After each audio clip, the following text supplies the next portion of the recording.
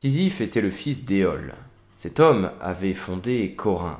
Il possédait un troupeau, mais il constata que le nombre de ses bêtes diminuait, tandis que celui de son voisin, Autolycos, augmentait. Un jour, il marqua le sabot d'un de ses animaux.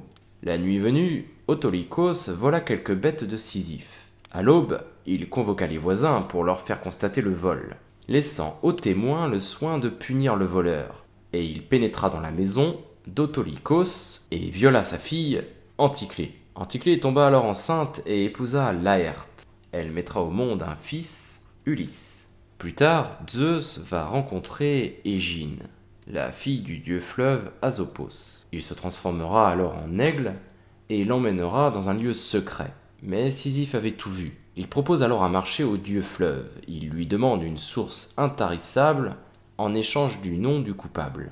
Asopos accepte. Mais Zeus avait vu toute la scène. Il envoie alors à Sisyphe Thanatos, la divinité de la mort. Cependant, Sisyphe va réussir à le berner.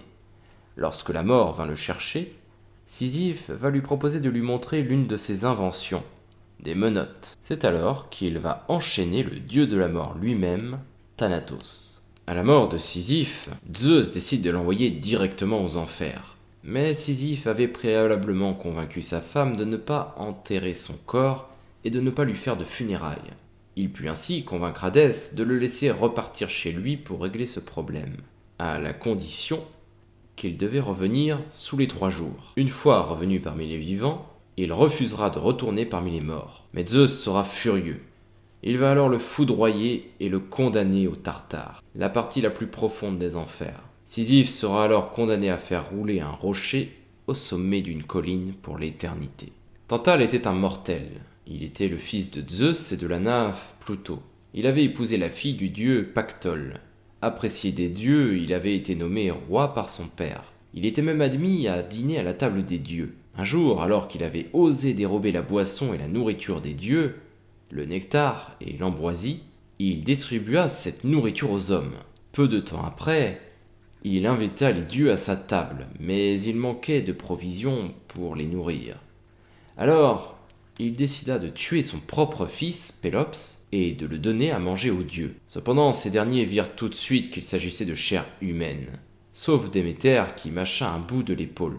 Zeus ordonna alors que l'on jette Tantale au Tartare. Il sera alors placé dans la rive d'un lac, condamné à ne pouvoir ni manger ni boire. Le corps à demi plongé dans l'eau fraîche et transparente, il ne peut se pencher pour boire. À sa droite se trouve une poire, une belle poire, qu'il ne peut attraper et manger.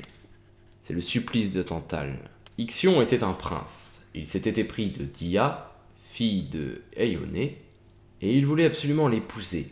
Il promit, suivant une antique coutume, un merveilleux présent à son beau-père s'il permettait ce mariage. Celui-ci donna son accord, et le mariage put être célébré. Mais après ce mariage, Ixion refusa d'offrir un présent nuptial à Éionèse. Ixion invita le père de Dia à venir chercher les cadeaux dans son palais. Mais il avait fait creuser un trou devant l'entrée rempli de braise. Lorsqu'Éioné passa à côté de la fosse, habilement dissimulée, Ixion le poussa, et il mourut brûlé vif. Par la suite, Zeus invita Ixion à sa table, mais ce dernier n'hésita pas à tenter de séduire Héra.